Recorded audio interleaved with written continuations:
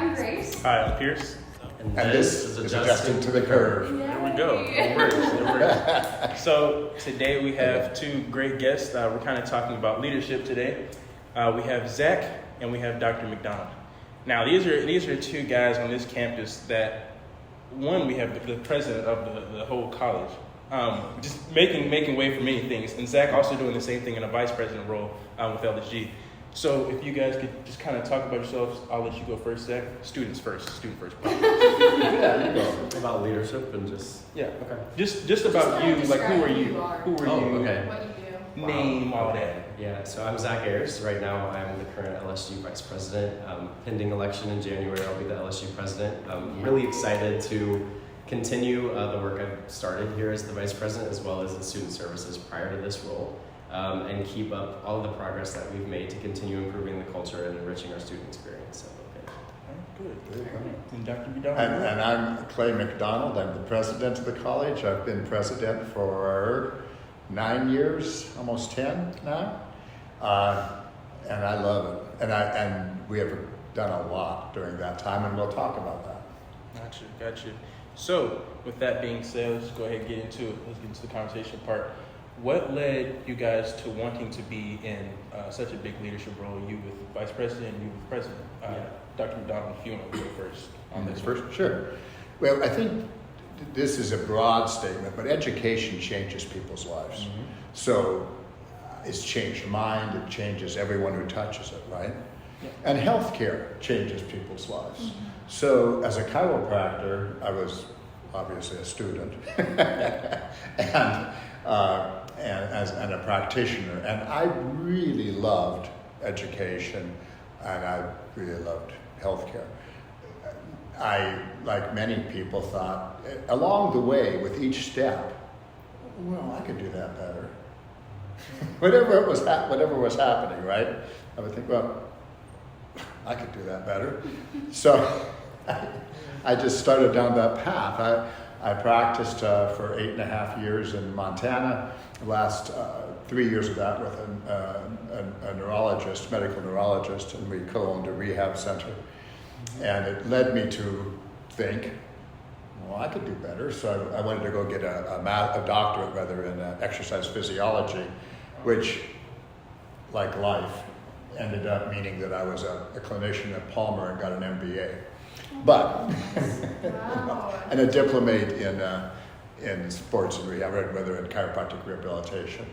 And each of those steps, right, led me down that path. So I was a clinician, then I was the director of the rehabilitation facility, then I was the dean. Later I was a vice president, provost, and now I'm a president. And it's been awesome. It's been a great trip. A long journey to get where you're at now. Yeah. And I think it's driven by that passion, but it's also driven by the idea that you can use simple things that you're familiar with, like continuous quality improvement and culture. You have to be really aware of culture. When I started as a very opinionated clinician, I discovered that their culture was going to rebuff everything I said. I had to learn what their culture was, right? And then I had to work my way through that, which I did imperfectly. And I still do imperfectly. When I came here, there was a culture. And so the first thing I had to do was impact the culture. Mm-hmm. That's a 5 to 7 year process in most organizations. And so as the culture evolves, you can begin to create continuous quality improvement. You can create the kinds of changes that you wanted to create on day one. Right. So it's fascinating, it's interesting, but it's also frustrating because you want on day one, right? You want to go downstairs and say, hey, but that doesn't work. You have to instead bring the community with you. Yeah. So it's time consuming. Yeah, so leadership hasn't gotten that stage yet for me, but that's definitely the goal. I have always been drawn toward leadership positions. Ever since I was a kid, I was always team captain of whatever sports teams I was involved in. I was on my student government. I was heading clubs and organizations in my elementary school and high school. I've always been called to leadership positions, so it only seemed fitting once I came to Logan to continue that trend. As soon as I stepped onto campus, I was like, I want to be the president of the student government. That's by the time I'm done here. And here we are about 6 weeks away from that becoming my reality. And I'm so excited for that opportunity. And so yeah, leadership is very important to me. When you have competent leadership, you can really move and change things the way you want to see them done. It's incredible what a team can do with a strong leader. And I think we've seen success on that with our LSG board, and we've seen success on that in our university. So leadership can really change lives. So. 100%. I think that's a really important point to make, is how much leadership can really affect a whole team. I mean, we can see now with the new construction going on, with all of the new things around campus, and even things in our student body that are happening. I mean, that is coming from those strong leadership roles. So I think that's a really important point to make. So another question for both of you, and I know that this can kind of be a long, drawn-out topic, but maybe just like a general idea. What are some changes you guys are trying to make in the role that you're currently in? So like I said, that could be a big, hefty conversation, but... Well, go ahead. Okay. So yeah, as I mentioned, I'm getting ready to move into a presidential role. So something I want to continue doing is that work with culture for our students. There's definitely the excitement of the authority of being in a president position, but also it really is like in line with my true desire and mission to use my powers and privileges to lift up others and to give people a voice who didn't always have one. As a white man, I'm born with a lot of inherent power and privilege in this world. And until I was checked on said privilege, I didn't know what I needed to do to help others that didn't have that. My access to food, education, healthcare, all of that is determined by my power and privilege of just the color of my skin that I didn't even have a choice over. So what I really want to do is, convince our campus, which is a majority of white student doctors, to think outside of that box, to remove inherent biases, and to work to provide more inclusive thinking and better provide empathy for our peers and our patients. Our patients deserve a lot better. Our students of color deserve better. And I want to see Logan students continuing to push themselves outside of that box, to think forward and to sustain diverse patient bases while also being well-rounded people in general. I think that's the kind of cultural shift I would like to see, and I think you're pretty in line with that as well. Yeah, but you did a really, really good job answering it. Kind of stole my thunder. It's going to fold back, ultimately back to culture, right? And the pace of that change, I think that there's a couple things that play into that. Defining a set of values and holding to those values, and remembering that values, by definition, are aspirational. So they're going to be imperfect, right? Mm-hmm. But whether you're going to embrace diversity, inclusion, equity, or whatever, it's going to be imperfect, right? Because we're all going to stumble along going through it. But it's critical that you have two things. A vision of where it is you want to go, where you want to take something, and a set of values to guide you. That defines what you're willing to do to attain that, right? And you would like to attain that in the most admirable way you could, at least through your own eyes. So our values are set to guide our vision, which is to create a premier small health sciences university. Its flagship program is chiropractic, and surely by our history will be chiropractic going forward. But it's to create that premier school. And we started with really good raw material. So that's made it easier. And I'll stop just for time. But I mean, that's a good thing. I love hearing y'all just kind of talk about like culture or being imperfect, because in a leadership role, it's perfectly fine to be imperfect because no one's looking at you. Well, everybody's looking at you to be the best, or whatever. But being imperfect helps you move forward. Helps you move a university forward, helps you move an organization forward, whatever the case may be. But with that being said, Zach, What would you want to see more from the president to move the university forward? I think, like, I don't want to just direct this at you, but I think in general with administration, it's just going to be living up to that student's first value. We saw deficits in communication with COVID, as everybody did.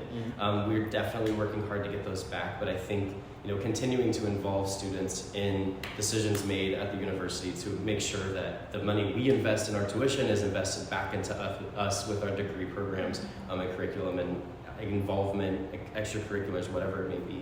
So again, just keeping the students' first mentality in mind and including us in these decisions, working with the student government directly to make sure that we are fitting the student needs when possible. Yes, but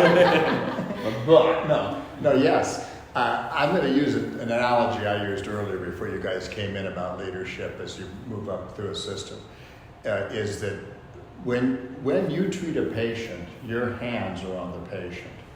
When you're a clinician and I'm watching you treat a patient, I've got a pair of gloves on. They're thin, right?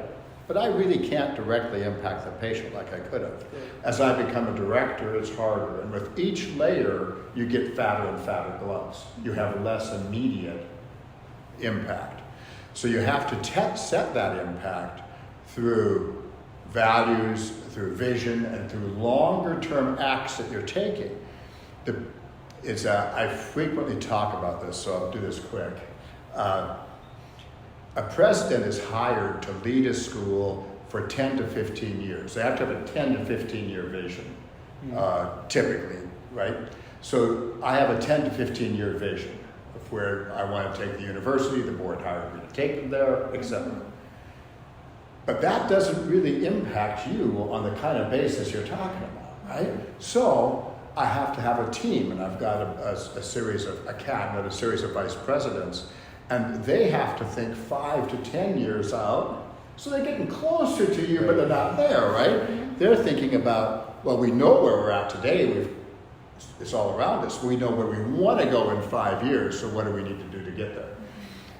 Then you have a series of directors, this kind of goes on, and they go out 3 years to more immediate people right around you, faculty, staff, the directors, the people you work with every day. They can change things quickly. If you're going to change a classroom, a faculty member can change the classroom quickly. A president can't change that classroom. We would all be my age. You have to go through a team. You have to build up a team that's got the shared commitment to do that. Well, and that really goes into our next question for you, Dr. McDonald. What do you really want to see from the students, the faculty, even the staff to kind of get those changes in place, those plans, just kind of moving forward? What are some things that you think could kind of make that progress? I think engagement, first of all. I think coming to the table and have you guys interviewed Chris Petrocco yet? She's the dean, acting dean of the chiropractic program. She would be able to answer that more intimately than I'm going to answer it, right? I'm going to be a little more removed from it. But what I'd like to see is engagement. So when I came here, we had a faculty senate. We created a staff council, and then we created a leadership council, a kind of, I don't like this word, but middle management term, but middle management, so we could develop everybody along that spectrum all the time. And I think that's what we need to be, we need to be more effective at letting people know that we want them to engage. We want your opinion. We're perfectly comfortable with disagreements. We're perfectly comfortable with having, I better speak for myself. I'm perfectly comfortable if you come by and say, hey, I really don't like that, right? And I'm more than happy to talk about it. Often, though, what you're going to come by is going to get me walking you down the hall for the person who's doing it, but it's not avoidance, that's where the decision is being made. So it's a tough thing for me to answer directly, other than just saying I can't encourage people enough to engage, to participate. Right, that's a big thing we wanted to do with this podcast, and I know Zach kind of started the idea of this podcast with that in mind, is just getting students to engage, faculty, staff, whoever to just engage, the Logan community to engage with each other. So I'm hoping we can do that through this podcast with having people like both of you on and kind of just getting that word and engagement. Well, I think, if I might, I just want to add that ignorance and fear are the two things that drive really dysfunctional outcomes. Ignorance and fear. If you're ignorant of how something works, you may be really, really frustrated at it, but you don't even know what the hell it is, right? So you need to understand the thing. And fear often comes with us when it's something new, right? If you're asking someone to do something new, whatever that new thing is, you know. So ignorance and fear is rife, right, amongst all of us. If you're me, I'm fairly ignorant, although I don't have much fear, of the student's daily life today. I know what being a student's like. I know what being a graduate student's like. I've graduated from Logan in '82. I've graduated from law school. I have an MBA. I know what that's like, but it's old, right? I don't know what it's like today. So I have to have someone tell me that. I mean, I read about it, or I read a lot about generational changes, etc. But still, I think ignorance and fear, and I think that's what happens when layers begin to break down and gossip thrives, misinformation thrives, you get really worked up, right? You get really upset by something. When you find out, when you sit down with someone and talk with them, you pretty rapidly find out that, I still don't really like it, but okay. There's a little bit of a reason. I get it anyway, right? So it's critical. So that's why conversations like these need to happen. So with that being said, we probably, you and I, or all of us, or you and some student, probably need to get in the student center, play some Mario Kart during the common hour. I'm just saying, I'm just throwing that out there. But thank you guys for watching Adjusting to the Curve. This is another episode brought to you by us. And I hope you enjoy it. We'll see y'all next time. Bye, guys. Thank you. Bye-bye.